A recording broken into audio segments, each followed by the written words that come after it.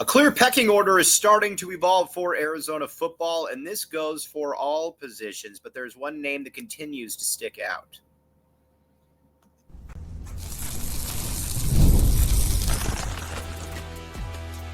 You are Locked On Wildcats, your daily podcast on the Arizona Wildcats. Part of the Locked On Podcast Network, your team every day. Thanks for keeping this Locked On Wildcats and making this your first listen of the day. Locked On, your team every day. All right, now we've got a lot to get through this show. We're going to talk about Arizona football and the depth charts that are starting to emerge. We're going to go position by position. We're going to talk about some of the coach speak, some of the stuff that I think, the average person might be a little bit interested in. But first, let's talk a little bit about who is possibly emerging then as that number one guy, somebody that can really emerge then on that at the cornerback position, and that guy is Aiden Garnes. Now, I think it's fair to say at this stage in the game that Marquise Groves-Killebrew, he's going to be a starter along with Genesis Smith, Dalton Johnson, and Traden Stukes when he's healthy. I think those guys are all going to be starters. The one that's going to be really interesting, though, is what's going on with Garnes vis-a-vis Javion Cole. That is a pretty heated matchup right now. I mean, you look at Cole, somebody that Brent Brennan has a lot of respect from. Not only does he have a lot of respect from, he played for Brent Brennan, but this is going to be a tough competition. The secondary has looked really, really good in camp so far, and I think that's something that you got to be. Pretty excited about if you're the U of A. Now, the secondary is also going against a pretty darn good wide receiver unit, and we're going to talk about that here. I mean, Javin Watley is somebody that I don't know that we're necessarily talking enough about. With Watley, he is he's good. He's really, really good.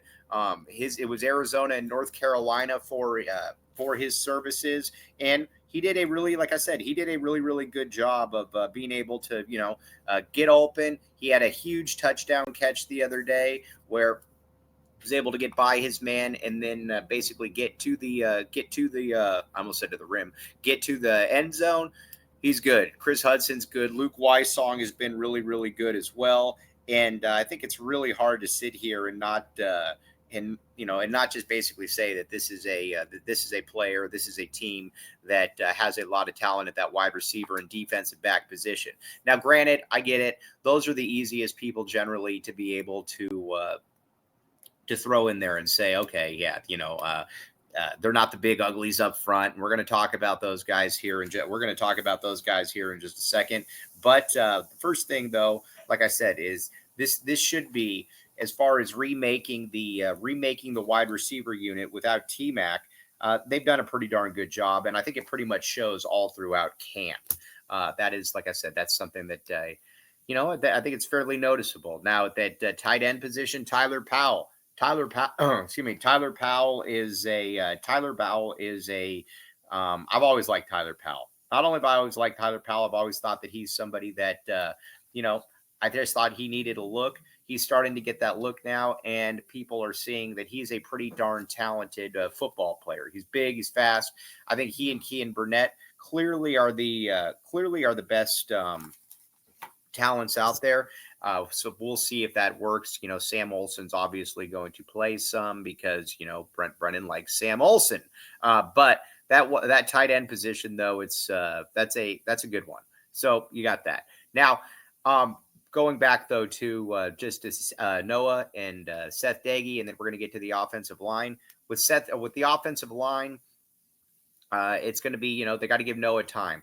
But Noah's looked sharp in camp. They've been getting the ball out very quickly, and I think that's something that, like I said, when you watch this team, they got to get the ball out very quickly. This is this last year, the offensive line wasn't good, and not only was it not good, they made up for it by giving the offensive, basically telling the offensive line, we need 25 seconds to be able to run a play. That can't happen anymore. You got to be able to get the ball out early. I don't see any reason why Noah Fida can't do that, and I think he will. But on the offensive line now, I think you got four positions that are pretty much locked down. when you look at those positions that are locked down. You've got 4. Listen, Rhino's going to be a starter. I'm not breaking any news right there. Rhino is going to be a starter. He's just got to stay healthy. If he stays healthy, then he's going to be good. If he stays healthy, he could be somebody that I think can really make really make a difference. And he just got to stay healthy, though. The other one too, I think Ty Buchanan, in one way, shape, or form, Ty Buchanan is going to start, and Ty Buchanan is going to not only is he going to start, I think Ty Buchanan, he's probably going to play the entire season. We'll see how long it lasts. I don't know. But, because if you talk with some Texas Tech folks, they weren't exactly thrilled with Ty Buchanan. They liked him at guard. They didn't like him at tackle. At Arizona, he's going to play tackle. We'll see how it plays out. I don't know how it's going to play out. I don't think anybody really has an idea how it's going to play out. But you got that. Now, DeCambra, I don't even really need to get into DeCambra. I got full faith that DeCambra is going to be solid. I don't really worry about him much. And then Deuced, I worry about a little bit, but the one thing about Deuced is that Deuced is massive. So he's got that going for him, and hopefully that should be something that kind of, fits into the equation there a little bit. Now, let's see. But now, Danny Gonzales made some very interesting remarks that I tend to agree with as well. And we're going to talk, and there's something to look ahead as well. But first, 5-Hour Energy, my friends. 5-Hour Energy. Check it out. All right, here's the deal. Time to fuel up and turn it up with 5-Hour Energy Transfusion. It brings the bold grape, ginger, and lime flavor of your favorite golf drink, and minus the alcohol, into a quick, energizing shot. Now, what's the wildest shot you've ever made? Was it a total fluke, or was it well calculated? Has anyone in the golf group ever tried to pull a ridiculous bet, like a crazy wager? All kinds of good, really fun stuff. And 5-Hour Energy can just kind of keep that one prolonged.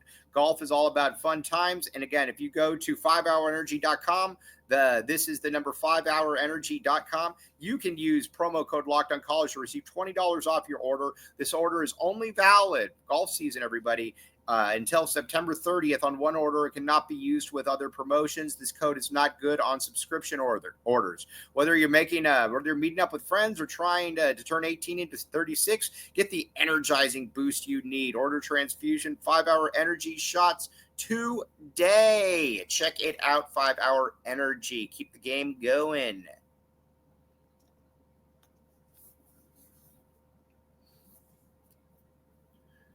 Thanks for keeping it locked on Wildcats and making this your first listen of the day. I am your host, Mike Luke. All right, now let's talk a little bit about what Danny Gonzales said. Now, there are good vibes with Danny Gonzales. Most of the guys like Danny Gonzales, and I think it's easy to understand why they like Danny Gonzales. He is a coach that like I said, he's a very good salesman, does well at that, and he's got a pretty good track record as a defensive coordinator. He's going to run. I'm much bigger on a 4-2-5 than I am a 3-3-5. We'll see. I don't know. Sometimes it's just a difference in name only. That could certainly be the case with this. We shall, like I said, we'll see. But I like Danny Gonzales a lot, and he made an interesting remark about Genesis Smith that I also think is apropos. He said with Genesis Smith that if Genesis Smith has the season that he believes that he should have, then he'll be in the NFL next year. And not only will he be in the NFL, he will probably be, he's going to probably be a high round pick. And I can see that. When I look at Genesis Smith, that's the one guy on the roster that I'm like, all right, that guy looks a little bit different.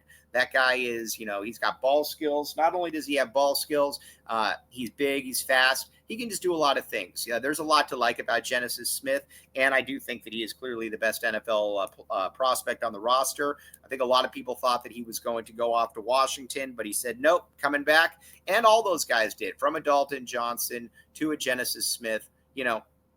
They came back. Now, there were some guys that left, obviously, but these guys stayed strong, and I agree with it. I think with Genesis Smith, that's a big priority. You've got to be able to to really have him be one of the stars of the defense. On the defensive line, Deshawn McKnight. Deshawn McKnight's going to be interesting for me because he's really played well in camp. He had a fairly good track record from where he came from. And he's a pretty darn good football player.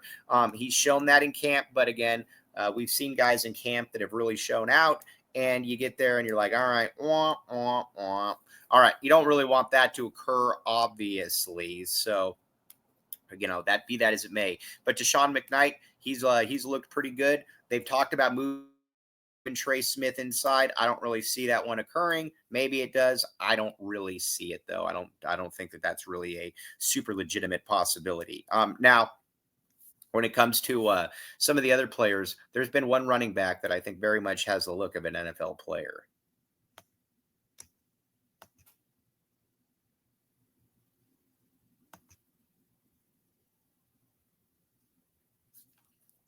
Thanks for keeping it locked on Wildcats and making this your first listen of the day. I am your host, Mike Luke. All right, now let's talk about that guy that looks like the NFL player that we were just talking about, and that is Kedrick Reescano.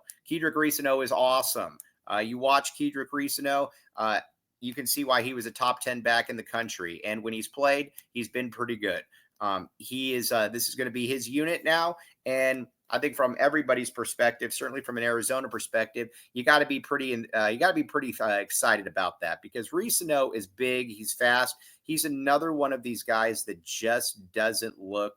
He's another one of these guys that just doesn't look like he's a he just doesn't look. Like I said, he just doesn't look like that. So he looks like something totally different, and that's what Like I said, he's big, he's fast, he's strong. I think he's going to be the bell cow this year. I really do. You bring in Ishmael Mahdi. Mahdi's looked good as well.